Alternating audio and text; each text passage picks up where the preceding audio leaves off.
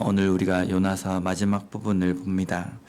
요나서를 보는 동안 우리가 한 가지 깨달아야 될 것은 하나님의 구원, 하나님께서 이 땅을 구원하시기 위해서 예수 그리스도를 보내신 것은 선택받은 민족, 선택받은 백성을 위한 것, 물론 하나님 편에서는 이런 설명이 되지만 우리가 중요한 것은 누가 선택받았느냐, 이게 중요한 것이 아니라 하나님께서는 이 땅 누구나를 사랑하신다.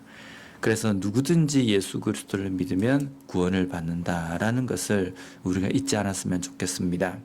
그렇기 때문에 주변에 있는 사람들을 바라볼 때에도 저 사람은 택한 사람일까 아니면 하나님께서 버리신 사람일까, 이렇게 우리가 볼 문제가 아니라 누구든지 바라보면서 그들에게 복음이 전해지고 또 그 또한 하나님의 말씀으로 말미암아 변화되어서 하나님께 돌아오기를 갈망하는 그런 마음을 가지고 영혼을 바라볼 수 있는 우리가 되었으면 좋겠습니다.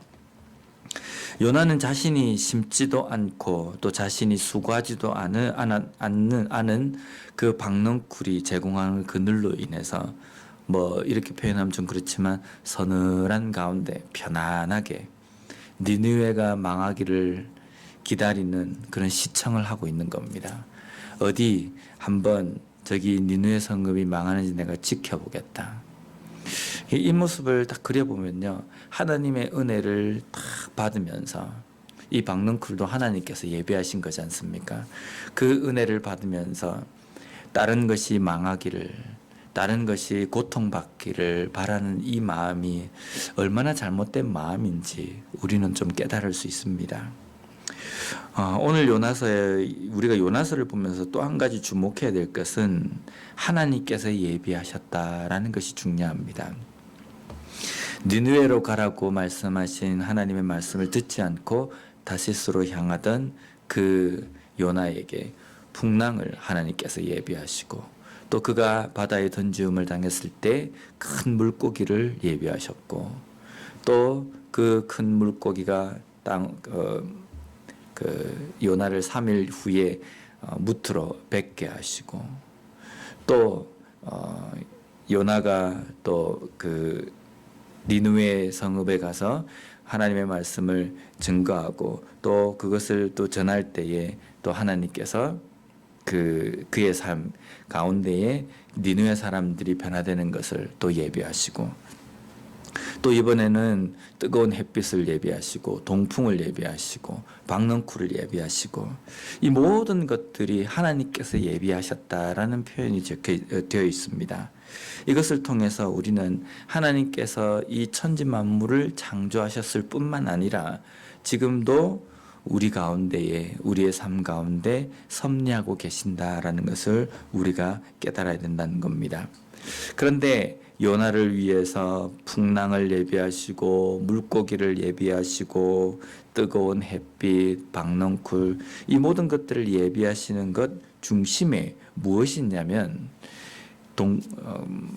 풍랑을 예비하심으로 말미암아 배에 있는 모든 사람들이 다 쫄딱 망하도록 하는 것이 하나님의 목적이 아니고, 물고기를 예비하신 것은 요나를 꿀꺽 삼켜가지고 그냥 먹어버리는 것이 하나님께서 원하시는 것도 아니고, 또 지금 내리쬐는 그 햇볕 가운데에 고통을 당하는 이 요나에게 뜨거운 동풍을 예비하시는 것도 요나가 그것 때문에 고통을 당하기를 원하시는 것이 아니라 그 일들을 통해서 하나님의 뜻을 깨닫게 하시기 위해서입니다.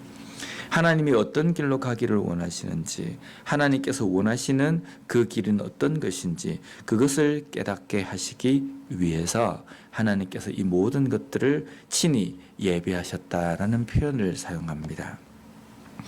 우리의 삶에도 일어나는 모든 일들은 하나님의 뜻을 깨닫는 중요한 요인이 될 수 있습니다. 아니, 요인이 되어야 합니다.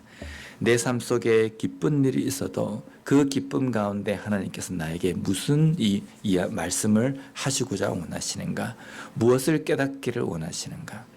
내 삶에 어려움이 있을 때에도 그 어려움 때문에 고통받는 것이 하나님의 목적이 아니라 그 고통을 통해서 내가 무엇을 깨닫기를 원하시는지 하나님의 뜻이 분명히 있다는 겁니다. 기쁘지도 슬프지도 않은 그냥 아무런 그러한 일도 없이 지나가는 하루 가운데에서도 분명히 하나님께서 우리에게 말씀하시는 메시지, 하나님의 뜻이 그 가운데 있다는 겁니다. 그 뜻을 깨닫고 걸어가는 것이 중요합니다. 그래서 매일매일 우리는 우리 삶 속에 일어나는 여러 가지 일들 속에 하나님께서 알리기를 원하시는 하나님의 뜻을 깨달으며 걸어가는 우리의 삶이 되었으면 좋겠습니다. 벌레를 예비하셔서 박넝쿨을 갉아먹게 하셨습니다.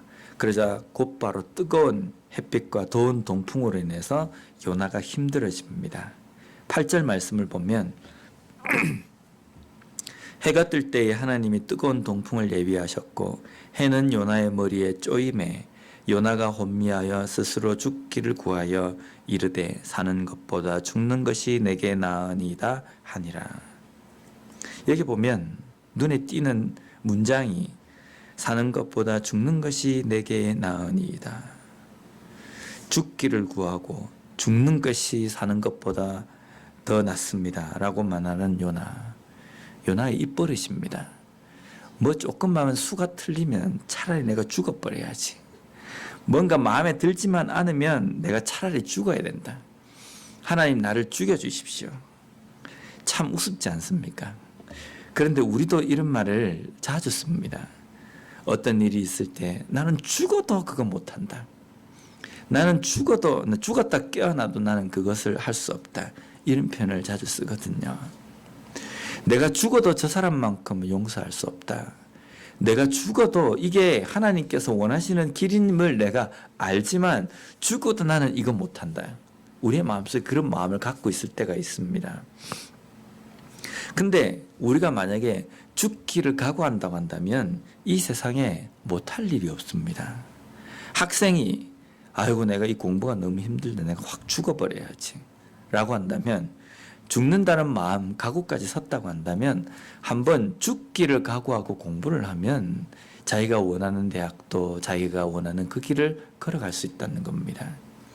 내가 그리스도인이 어떤 삶을 살아야 되는지 내가 알지만 내가 이 일만큼은 죽어도 내가 못하겠다. 용서 못하겠다. 근데 죽기를 각오하면 뭐든지 용서할 수 있다는 겁니다.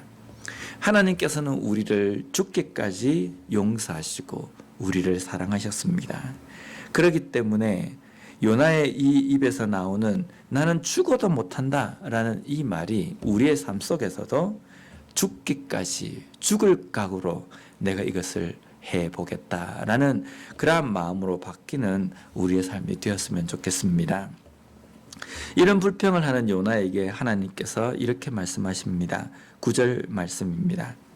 하나님이 요나에게 이르시되 내가 이 박넝쿨로 말미암아 성내는 것이 어찌 옳으냐 하시니 그가 대답하되 내가 성내어 죽기까지 할지라도 옳으니이다 하니라. 우리가 지금 요나의 이 입장에서 지금 요나는 하나님의 말씀을 제대로 깨닫지 못하고 물고기 뱃속에 3일이 있으면서 어떻게 합니까? 회개를 했지 않습니까? 근데 다시 느네에 와서 하나님의 말씀을 전하고 그들이 하나님 앞에 회개함으로 말미암아 수가 틀려서 내가 이 니느웨 성읍이 용서받는 것을 내가 눈뜨고 못 보겠습니다. 이렇게 불평을 했습니다. 그리고 난 다음에 그가 초막을 짓고 기다리는 동안 하늘에서 딱 햇빛이 내리쬐고 뜨거운 동풍이 부니까 뭐 자기가 정신이 혼미할 정도로 뜨겁고 힘들어서 정신을 못 차립니다. 이럴 때 우리 같으면 어떻게 해야 됩니까? 깨달아야 되지 않습니까? 나에게 왜 이 어려움이 있을까? 하나님께서 나를 그럼 깨닫게 하시는구나. 내가 지금까지 하나님의 말씀을 거역하고 하나님께서 사랑하시는 이 느느웨 성읍을 내가 가슴으로 사랑하지 못한 것, 하나님 앞에 내가 회개해야 되겠다. 이렇게 나가야 되는데 지금 요나는 그 박넝쿨로 말미암아 성냅니다. 성내는 것이 네가 옳지 않다라고 말씀하시는 그 하나님의 말씀 앞에도 내가 성내어 죽기까지 할지라도 내가 옳다라고 이야기합니다. 참 뻔뻔하지 않습니까? 박넝쿨은 일상적인 겁니다.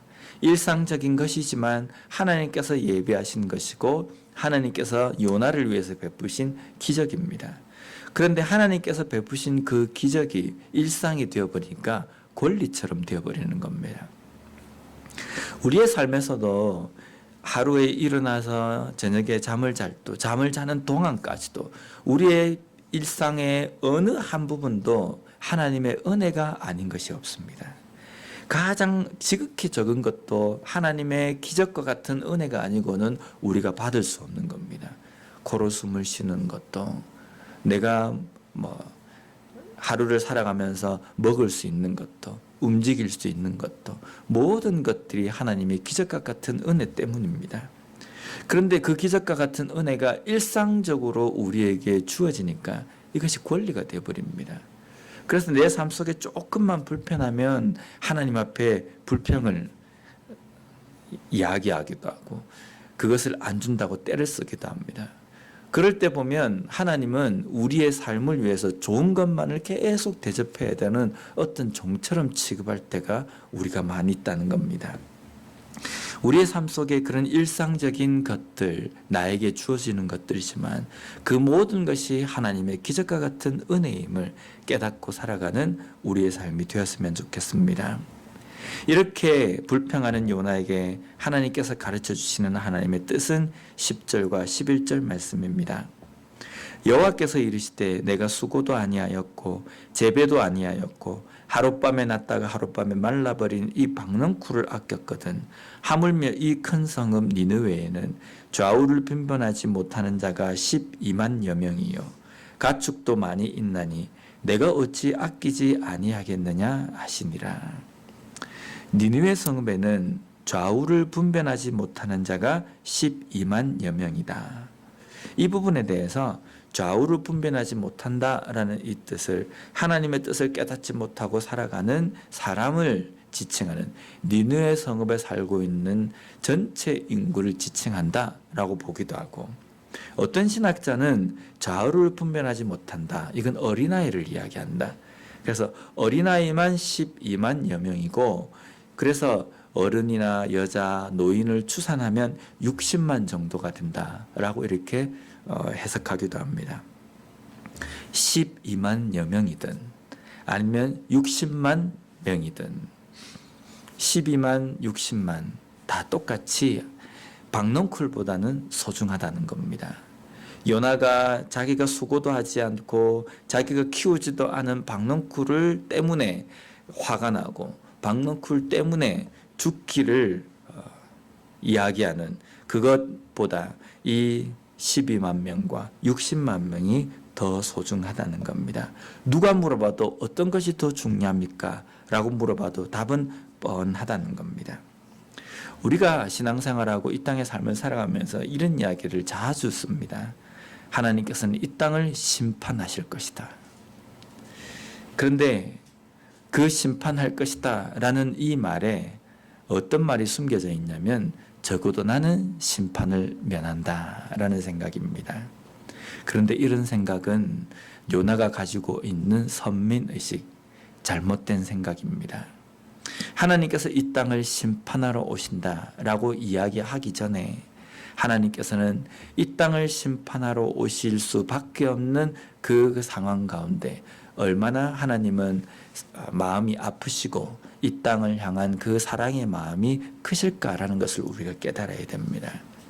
그런 마음이 크시기 때문에 심판하러 오시기 이전에 우리에게 주신 사명은 누구나에게 가서 어떤 사람에게든지 복음을 전해서 그들이 다시금 하나님의 말씀으로 돌아오도록 하라라고 우리에게 명령해 주셨다는 겁니다.